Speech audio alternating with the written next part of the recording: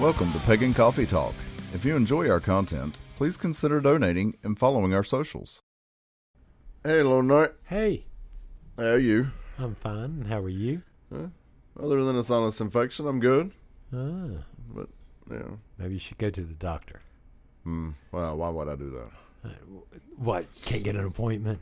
Probably not. Well, you know what you could do instead? If you can't get an appointment with the doctor, Uh-huh. go see your local apothecary. Oh, I could do that. No, that raises a good question, though. Okay. Is that just an herbalist? No. What's the difference? The level of training. Level of training. Okay. Level of training. Most herbalists deal with more magical usage of herbs, Okay. where apothecaries deal more with the compounds found in the herbs. So it's more medicinal. It's more medicinal.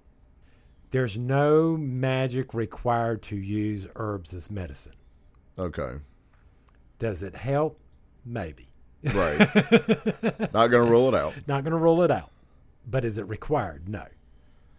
All right. And before anybody states the obvious on this, all right, I'm just going to bring up the following plants: cypripsilicin, marijuana, cocaine, and opioids. Mm-hmm. All come from plants. Right. Nothing else. Are not engineered. The original forms come from plants. Right. So again, if you don't believe that there's compounds in here that, I'm sorry, the drugs prove you wrong. Right.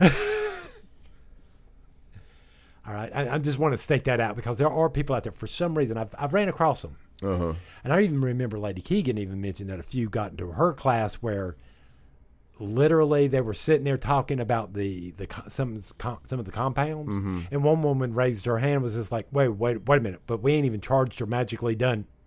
And everybody in the class just looked at them. And the teacher goes, let me see after class. Basically, I don't think this is the class for you. Yeah. I mean, I could totally see that.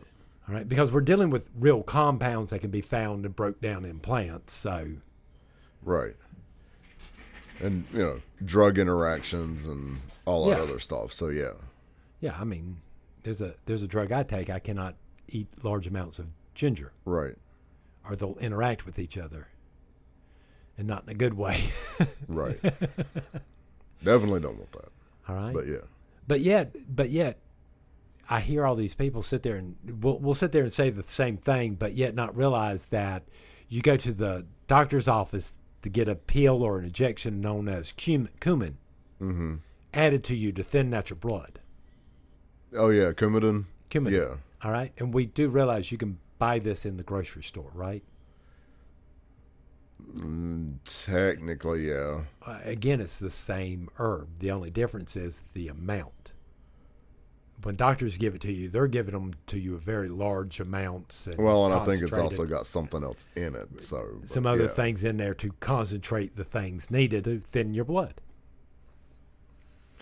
That's just like we get aspirin from the tree bark of, weeping willows. Is it weeping willows? Yep. Weeping willows bark has aspartame in them. Okay. I'll take your word on that one because that's... If you have to, you can fact check me. Well, I don't... Hold on while we do some little fact check. Aspartame exists in what plants? Where does... there we go. What plant? It comes from multiple plants. Salicylic acid. Uh-huh. Compound found in several plants: white willow, wintergreen, and birch. So willow bark. Willow bark. White willow bark. I don't know if that's the same as the weeping willows, but it's still a willow tree. Still a willow tree. Okay. So, I mean, specifically that. But again, this is where we get aspirin from. Right. Again, back in the day, you had a headache. Yes, they would tell you to damn chew on a piece of bark. Well, sure. All right. So, but I see a lot of people in the pagan community, they don't seem to want to believe that these compounds exist. They just want to think it's just magic. Just magic. I don't know that I've run across that, but I know there is a lot of the magic aspect that people want to follow. Yes. Kind of like with the crystals. Right. You want to do the magic aspect, and I think that's the love affair with magic. Maybe. I mean, don't get me wrong. I mean, quartz crystals do have their purpose in magic. They act more like regulators. We can put a lot of energy into them, and energy will slip out of them slowly over time. Well, sure. Hence the reason we use them for protection crystals. We can put a lot of energy in there, and then it will just slowly release it over time, leaving that protective barrier. Sure. All right? And again, just like plants, same thing with plants. All right? I mean, for crying out loud, RFK just decided to try to ban all the artificial flavors and colorants. Right, and already they're starting to research natural alternatives to the dyes. And it's funny how that is. Right. Funny how in the world, I've even seen certain companies, and I'm not sure how true it is, where they've all of a suddenly able to go up to all natural dyes overnight. Right. Who was that? That was that Sprinkles? I don't know. The sprinkles for your cupcakes or whatever. Oh, was it? Yeah. I think you read. I don't think I saw that story, but yeah. So I have to ask, so what is it in the pagan community where we don't seem to believe that we are what we eat, or that these herbs actually have? What causes like I said, that disconnect? I think a lot of it has to do with the love affair with magic. I think it's more caused by Hollywood. Right. And that whole aspect of the magical life. Right. Live your magical life. And then everything that we've got, from posters to little metal signs that we can hang up in our house to stickers and everything else, it's all magic related. And it's what's been pushed on us. And I think that's kind of divided that line between magic and medicinal and science, yes. All right. I mean, because I'm not going to sit here and tell you I don't see them on Facebook and Twitter, the little things, ooh, February, magic month, here, these herbs and blah, blah, blah, and on and on and on. Right. Again, it talks about the herbs, but not the medicinal aspect of anything. And unfortunately, we don't see a lot of apothecaries nowadays, and even if we did, they're not putting themselves out on Facebook saying, actually these herbs are very medicinal and or this or that. And again, don't get me wrong, it can be a little confusing when you start to try to study this stuff, because there's so many and so much right to be able to identify, learn. And I mean, I'm sorry, if you can't identify a plant, you got a problem there. Your ability to be an herbalist or even an apothecary just dropped dramatically. Right. Because if you cannot distinguish a poisonous plant over a different plant, right, you're going to have a problem. Yeah, and I mean, I'll be the first to admit I would be a terrible herbalist. I'd be a terrible apothecary, because there's only certain plants that I can identify. Now, with all that said, I've been working on that, but I got to ask, all right? Now, there's certain rules, there's certain laws, right, about making certain products in every state, whatever. You need to learn those, whatever. But in the pagan community, a lot of the stuff's done, a friend of a friend made this for me or anything like that. Should you be concerned? Would you be concerned about who your apothecary is? I mean, I would think so. I mean, so. Are you with me? Because again, you're dealing with a more medicinal aspect, and you do have to worry about drug interactions. I mean, let's face it, even your pharmacist at your local pharmacy, what medications you own. Well, yeah, they want to know what other medications are you taking. And if you look at any pamphlet that comes with your drugs, it will always say, watch out for these interactions. There's some medications you can't take heartburn pills with. Right. Some you have to take specific pills with, and you have to be like 12 hours apart. Right. And then there's some, you're not supposed to eat certain foods with Right. But now a lot of those pamphlets won't put that information in there. No, not directly. So it's, so I mean, it all comes down to know what you're taking. So yeah, I would think if I'm going to an apothecary, it's not going to be just Joe Blow down the road. Right. I want somebody I know who's... You want somebody who's licensed, trained. Right. And really knows what they're doing. Right. So, and I think one of the best ways to know if you're really dealing with a good apothecary is when you first sit down with them, they're going to have a quite long conversation with you. Oh, yeah. They're going to be asking you personal questions and sitting there taking notes the whole entire time. And they're going to be asking you questions. And some of them would be quite personal. Yeah. I mean, be prepared to answer those personal questions because why? It matters. Well, I mean, and you got to treat this person just like you do your doctor. You can't sit there and abscond or color the truth about certain... Right. You with me? Right. No, because if you do that, then yeah, you're potentially misdiagnosing yourself. Right. So again, this is if you can't be honest enough or you don't feel honest enough with these people that you can tell them everything, there might be a problem there. Right. So maybe you should find a different apothecary or somebody like that.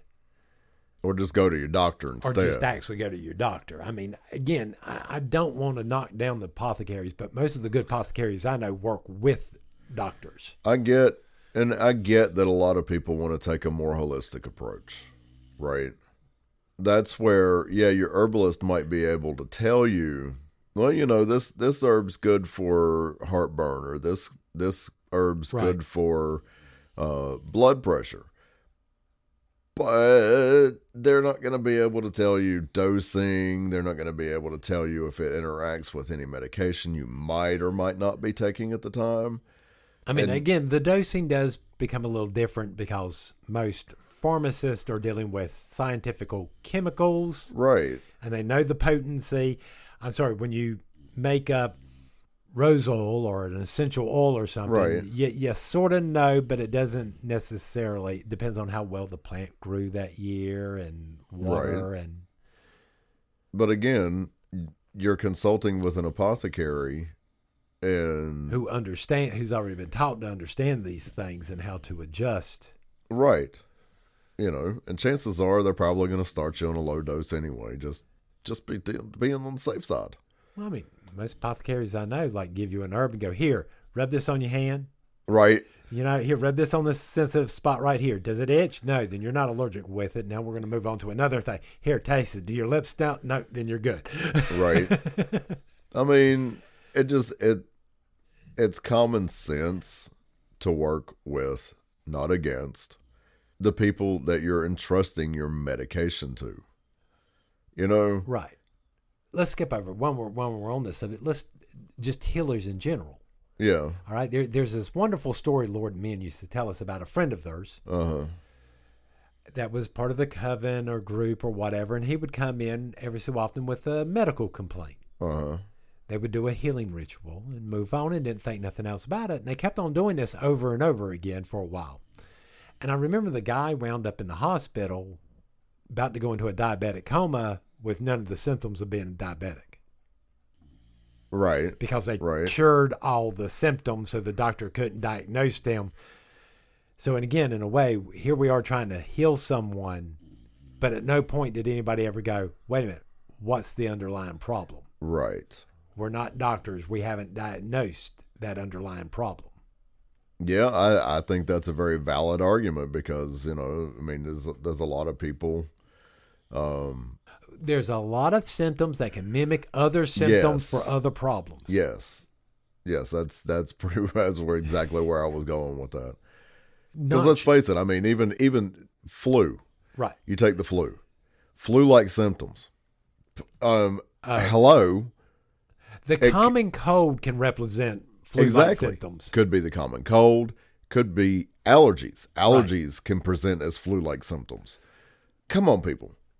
And we call them flu-like symptoms because it's something common everybody understands. Right.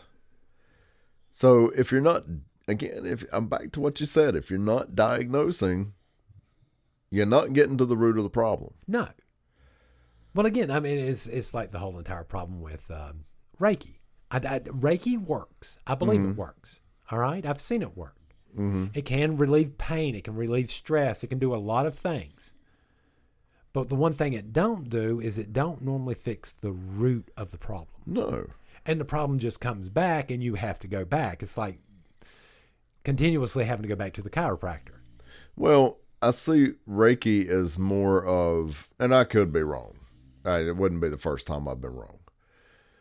But I see Reiki as more of, it's kind of like taking a pain pill. Yes. You're not getting rid of the root cause. You're just relieving the symptoms. You're relieving the symptoms. And it's not even eliminating the symptoms. It's just, again, it's masking.